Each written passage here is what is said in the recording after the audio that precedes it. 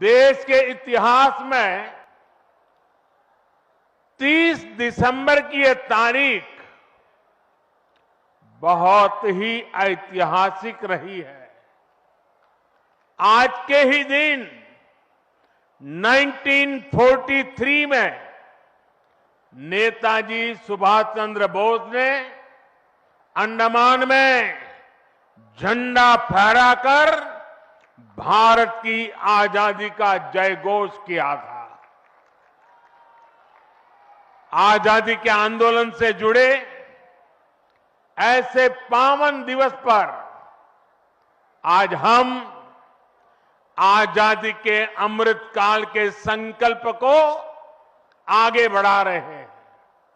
आज विकसित भारत के निर्माण को गति देने के अभियान को अयोध्या नगरी से नई ऊर्जा मिल रही है।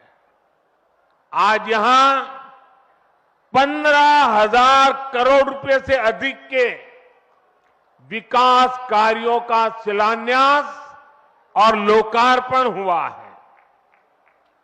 इंफ्रास्ट्रक्चर से जुड़े ये काम आधुनिक अयोध्या को देश के नक्शे पर फिर से गौरव के साथ स्थापित करेंगे।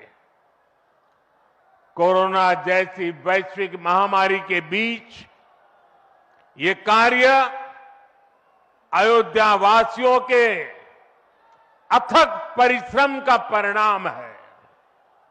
मैं सभी अयोध्या वासियों को इन परियोजनाओं के लिए अनेक अनेक बधाई देता हूं।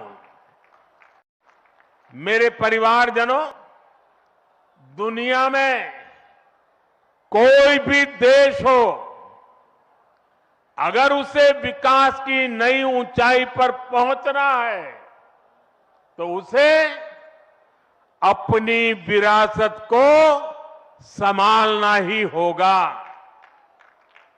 हमारी विरासत हमें प्रेरणा देती है, हमें सही मार्ग दिखाती है।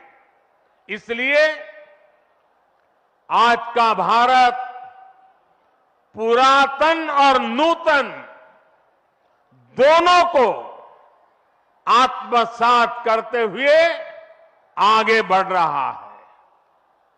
एक समय था जब यही अयोध्या में रामलला टेंट में विराजमान थे। आज पक्का घर सिर्फ रामलला को ही नहीं, बल्कि पक्का घर देश के 4 करोड़ गरीबों को भी मिला है।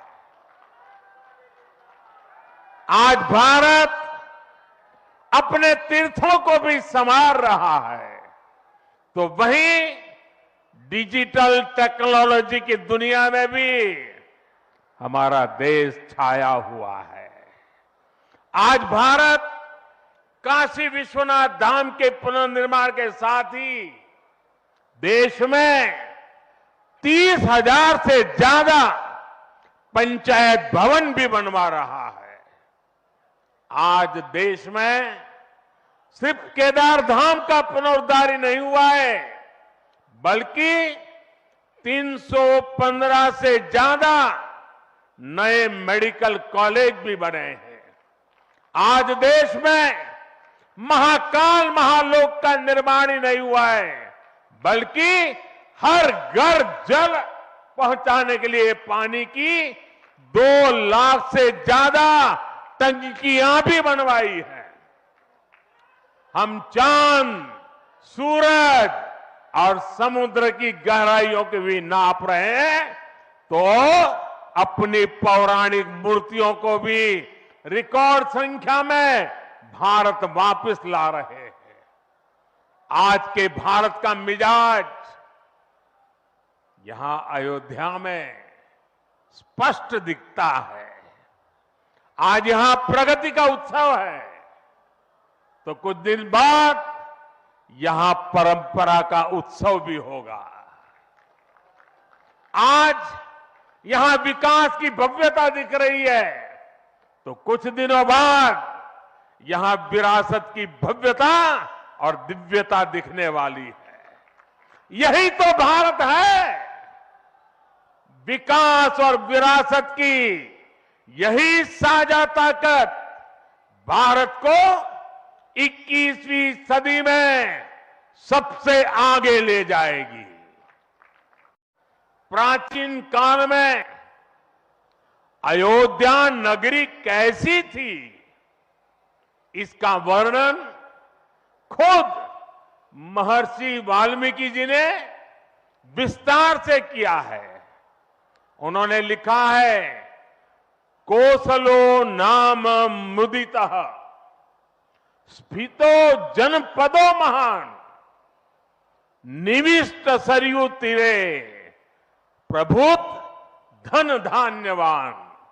अर्थात वाल्मीकि जी बताते हैं कि महान अयोध्यापुरी धन धान्य से परिपूर्ण थी, समृद्धि के शिखर पर थी और आनंद से भरी हुई थी।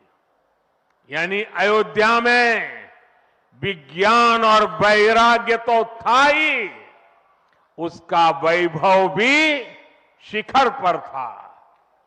अयोध्या नगरी की उसी पुरातन पहचान को हमें आधुनिकता से जोड़कर वापस लाना है।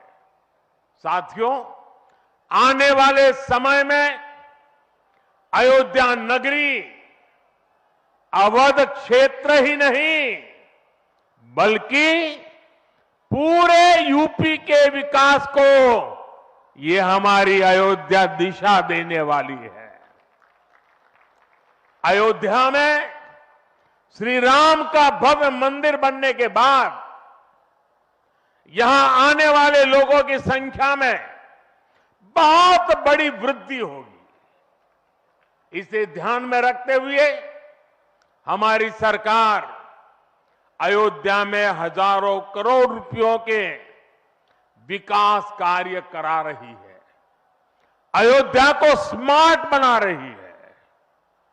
साथियों, आज मेरा एक आग्रह मेरे अयोध्या के भाई बहनों से, आपको देश और दुनिया के अनगिनत अतिथियों के लिए तैयार होना है। अब देश दुनिया के लोग लगातार हर रोज अयोध्या आते रहेंगे।